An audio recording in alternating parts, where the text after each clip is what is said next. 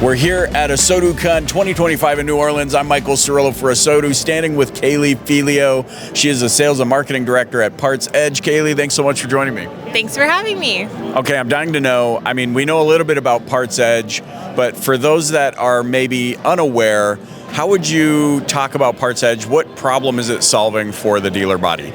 Well, I say as a whole, it's solving obsolescence issues. It's giving a clear picture of the inventory health for the parts department, and it's really just that large asset that the dealer is, owns. So we're giving clarity to that and support for parts managers because they really don't have that many tools or resources to help them. It makes sense to me. Often when we talk about the industry, it's always the variable side of the business. There's a growing narrative around fixed operations, but specifically about parts and obsolescence. I want to ask you, from your vantage point, working across lots of dealers, what's maybe the most common challenge that dealers face when it comes to their parts department? Oh man, there's a lot. It just depends kind of on the manufacturer. There's a lot that they have to manage and look at, returns. If you think about how many part numbers a part manager is managing, it's thousands of thousands. We make over 200 changes in the DMS every single day, so it's really affecting everything. But to answer your question, as far as challenges go, it's just giving that clarity of so that they don't have to throw away so much obsolescence. That's the whole thing. You get to the end of the year and you're like having to throw away thousands of how do we make that better for them so they're not having to throw away so much? Okay, so now you've teed me up perfectly for my next question. So obsolescence is an issue, right? This worried about the turnover of inventory. Is it sitting on our shelves too long? Am I wasting money on this? Mm-hmm. The DMS thing, I hadn't even thought about that, how many changes are happening in the DMS. So from a PartsEdge perspective, what is the solution that you bring to the mix?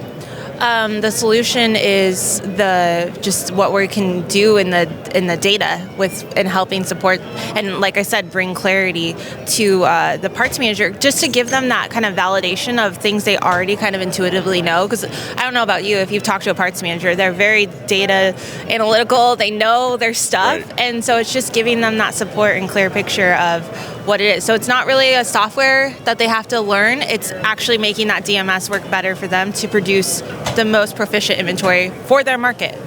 We're looking at everything.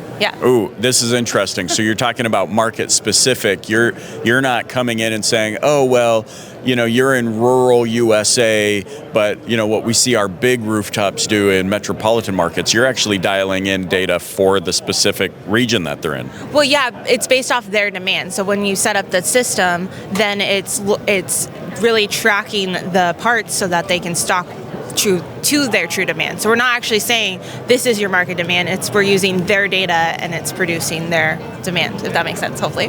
Right. So you're actually creating a specific recipe for that dealership in particular in that market. Yep. I'm wondering, what can you give me as far as insight? This is fascinating to me because I'm like one of those guys that's just so focused on variable, right? Especially from what my vantage point is. It's always how do we sell more cars? But I could only imagine if a dealer has a cleaner parts inventory and they're lowering their overhead and they're dealing with obsolescence, this also actually ties into customer retention by it. Absolutely.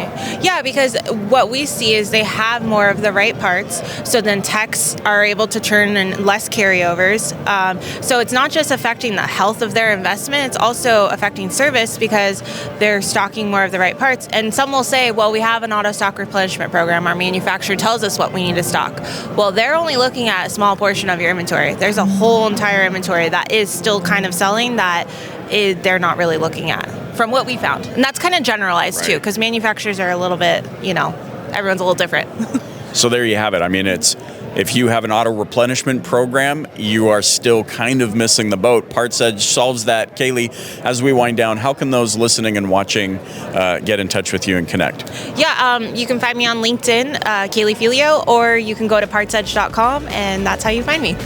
Michael Cirillo for ASOTU, More Than Cars here at NADA with Kaylee Felio from PartsEdge.